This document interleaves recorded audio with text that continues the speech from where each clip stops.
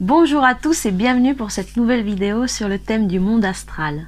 Aujourd'hui, je vais vous parler des différences entre un rêve lucide et un voyage astral. Alors, ayant grandi sans pouvoir me confronter avec d'autres voyageurs astrals, j'ai développé ma propre terminologie. Donc je me rends bien compte que je n'ai pas un langage très conventionnel, surtout pour les personnes qui sont habituées à affronter cette thématique. Mais ne vous inquiétez pas, les termes que j'utilise sont très simples, je dirais même enfantins. J'ai très souvent recours à des images ou des métaphores pour expliquer des concepts qui pourraient sembler un petit peu vagues, surtout pour ce qui concerne le monde de l'invisible et de l'émotionnel. Alors rappelez-vous que les conclusions auxquelles je suis arrivée sont exclusivement le fruit de mon expérience et donc ne sont absolument pas définitives mais connectées au moment présent.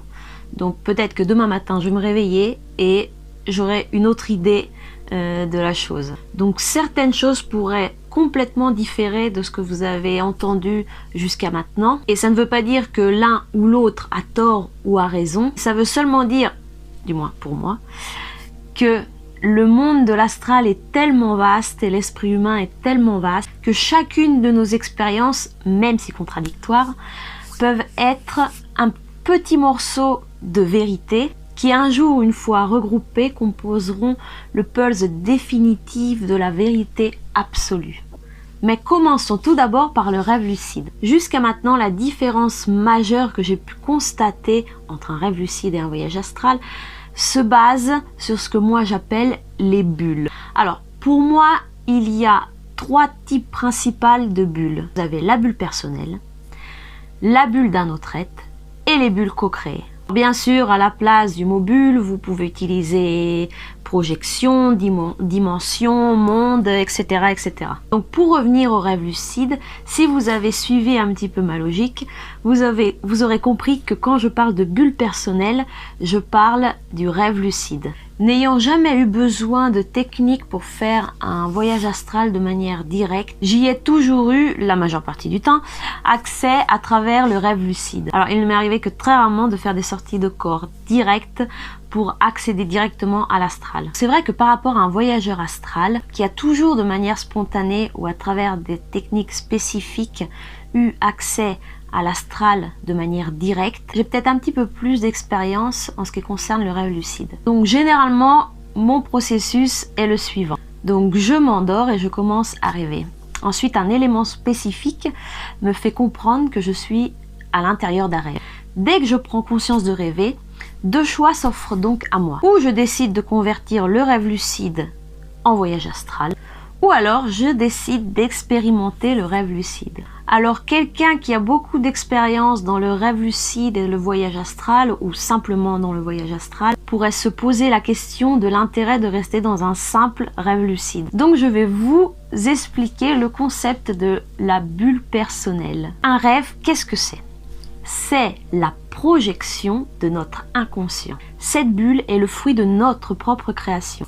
Donc on y retrouve nos peurs, nos angoisses, nos joies, nos frustrations, etc., etc. Lorsque l'on prend conscience d'être à l'intérieur d'un rêve, il s'ouvre une multitude de possibilités qui peuvent être ludiques ou thérapeutiques. Par exemple, le rêve lucide peut être un instrument très important pour affronter nos peurs ou pour mener une enquête sur notre inconscient. Alors il existe déjà des appareils pour l'induction du rêve lucide qui ont un premier temps été surtout utilisés dans la thérapie d'un événement traumatique.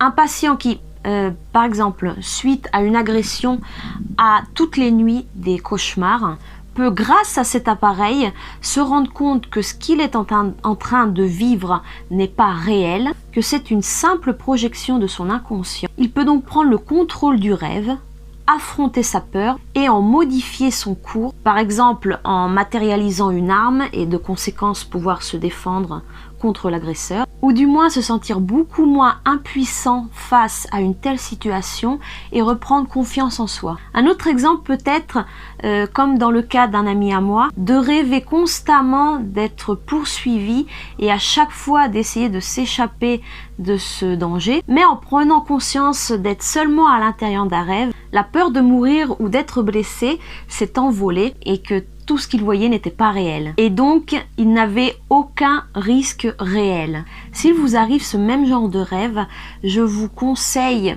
si vous arrivez bien sûr à prendre conscience que vous êtes à l'intérieur d'un rêve, de vous arrêter, de vous retourner vers la personne qui veut vous agresser ou l'événement qui est en train d'arriver, afin d'observer la situation que vous êtes en train de fuir et donc votre peur, et vous vous rendrez certainement compte que le scénario changera complètement et devant vous, vous aurez la situation réelle que vous êtes en train de fuir. Et grâce à cette prise de conscience, vous pourrez guérir la peur que votre inconscient avait projeté dans votre rêve. Nous sommes donc l'unique créateur de cette bulle et nous en avons le plein contrôle. La modification de notre corps, de l'environnement, la matérialisation ou l'élimination de qui se trouve autour de nous, etc., etc. La seule chose qui peut nous empêcher d'en avoir le plein contrôle, c'est nous-mêmes, notre intellect et nos schémas mentaux. Passons maintenant au deuxième type de bulle, la bulle d'un autre être. Alors je n'ai pas spécifié être humain parce que l'incarnation humaine n'est pas la seule chose, n'est pas la seule possibilité qu'une âme peut faire dans l'univers. Mais ce que j'ai pu constater, c'est que généralement les bulles des autres êtres sont généralement les bulles d'un être humain encore incarné. Alors, je vous déconseille fortement d'essayer d'accéder à la bulle personnelle d'une autre personne.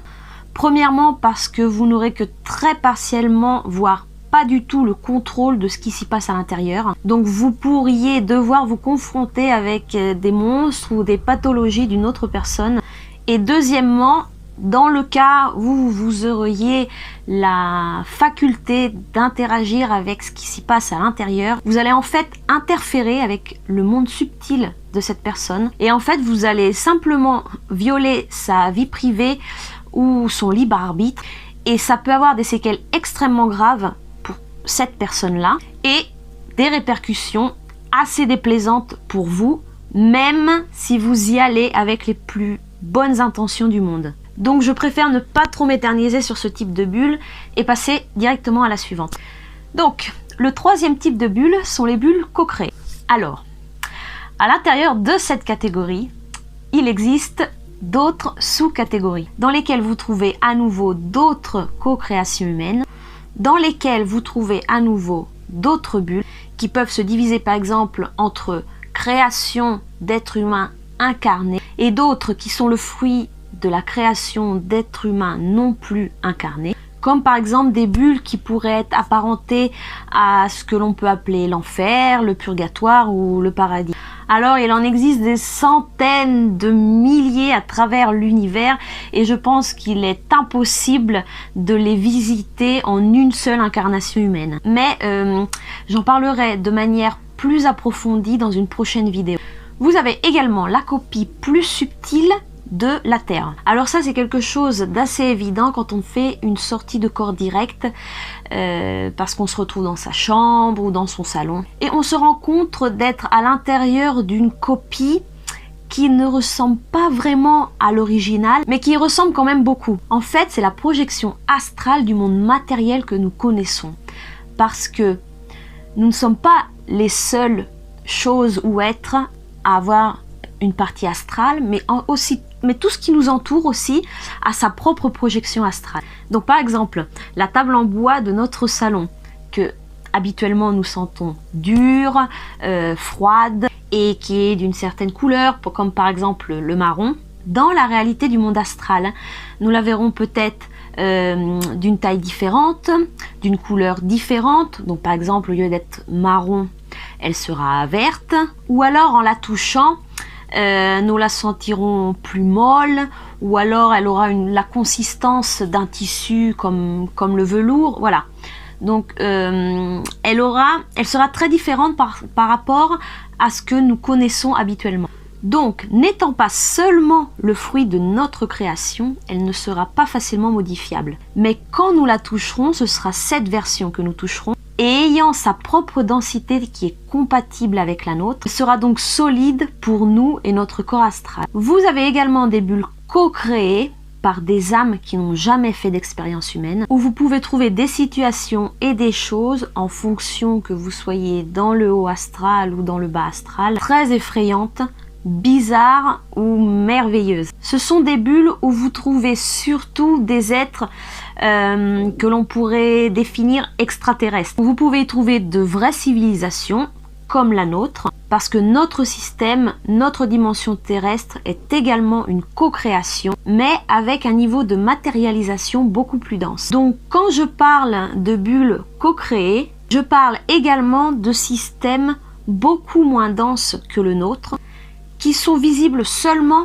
par notre corps plus subtil, où il existe justement des civilisations plus ou moins avancées par rapport à la nôtre. Un exemple de civilisation que l'on peut rencontrer exclusivement à travers le voyage astral et qu'il est impossible pour le moment de rencontrer dans la matière parce que nous avons une fréquence vibrationnelle trop différente pour pouvoir être perçue, sont des civilisations qui se trouvent par exemple sur certaines planètes de notre système solaire. Donc si vous allez sur Vénus par exemple avec une navette spatiale, vous trouverez bien évidemment la planète déserte à cause de ses conditions physiques et matérielles. Mais si vous vous y rendez avec votre corps astral, vous y trouverez une civilisation riche et florissante. Toujours bien sûr que vous ayez une vibration animique compatible avec cette civilisation et cette dimension. Mais ça aussi, la compatibilité vibrationnelle est un argument que j'affronterai dans une prochaine vidéo. Donc voilà en gros le genre de bulles que l'on peut trouver en astral. Et il en existe certainement d'autres que je n'ai jamais eu l'occasion de visiter. Alors, j'ai essayé de schématiser intellectuellement pour mettre un petit peu d'ordre dans les idées. Mais étant un argument très vaste et je dirais même infini, il est très difficile qu'une catégorie ne soit pas contaminée ou connectée à une autre. Et donc il est difficile de les rendre complètement hermétiques.